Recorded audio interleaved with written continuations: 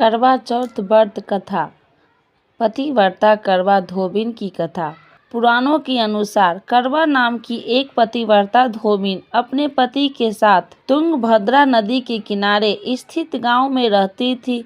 उसका पति बूढ़ा और निर्बल था। एक दिन जब वह नदी के किनारे कपड़े धो रहा था, तभी अचानक एक मगरमच्छ वहां आया और धोबिन के पैर अपने दांतों में दबाकर यमलोक की ओर ले जाने लगा।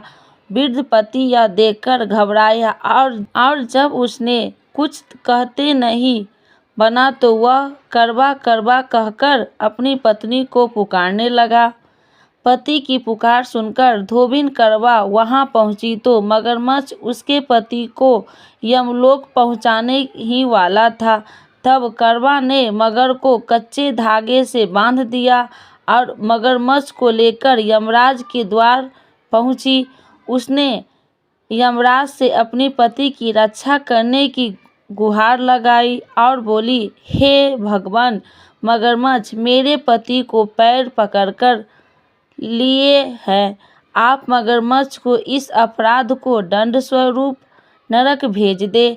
करवा की पुकार सुन यमराज ने कहा, अभी मगर की आयु शेष है, मैं उसे अभी यमलोक नहीं भेज सकता। इस पर करवा ने कहा, अगर आपने मेरे पति को बचाने में मेरी सहायता नहीं की तो मैं आपको श्राप दूंगी और नष्ट कर दूंगी। करवा का साहस देखकर यमराज भी डर गए और मगर को यमपुरी भेज दिया। साथ ही करवा के पति को दीर्घायु होने का वरदान दिया। तब से कार्तिक कृष्ण चतुर्थी को करवा चौथ का प्रचलन आया है, जिसे इस आधुनिक युग में महिलाएं अपनी पूरी भक्ति भाव के साथ करती है और भगवान से अपनी पति की लंबी उम्र की कामना करती है। दूसरी कहानी, साहूकार के 7 लड़के और 1 लड़की की कहानी। श्री गणेशाय नमः। एक साहूकार के 7 लड़के और 1 लड़की थी। एक बार कार्तिक मास की कृष्ण पक्ष चतुर्थी तिथि को सेठानी सहित उसकी 7 बहुएं और उसकी बेटी ने भी करवा चौथ का व्रत रखा। रात्रि के समय जब साहूकार के सभी लड़के भोजन करने बैठे तो उन्होंने अपनी बहन से भी भोजन करने को कहा। इस पर बहन ने कहा, भाई अभी चांद नहीं निकला है, चांद निकलने पर उसे अर्घ देकर ही मैं आज भोजन करूंगी। साहूकार के बेटे अपनी बहन से बहुत प्रेम करते थे। उन्हें अपनी बहन का भूख से व्याकुल चेहरा देखकर बेहद दुख हुआ। साहूकार के बेटे नगर के बाहर चले गए और वहां एक पेड़ पर चढ़कर अग्नि जला दी। घर वापस आकर उन्होंने अपनी बहन से कहा, देखो बहन, चांद निकल आया, अब तुम उन्हें अर्घ देकर भोजन करो। साहूकार की बेटी ने अपनी भाभियों से कहा, देखो चांद निकल आया, तुम लोग भी अर्घ देकर भोजन कर लो। ननद की बात सुनकर भाभियों ने कहा, बहन अभी चांद नहीं निकला है, तुम्हारे भाई धोखे से अग्नि जलाकर उसके प्रकाश को चांद के रूप में तुम्हें दिखा रहे हैं। साहूकार की बेटी अपनी भाभियों की बात को अनसुनी करते हुए भाइयों द्वारा दिखाए गए चांद को अर्घ देकर भोजन कर लिया। इस प्रकार करवा चौथ का व्रत भंग करने के कारण विघ्नहर्ता भगवान श्री गणेश साहूकार की लड़की पर अप्रसन्न हो गए।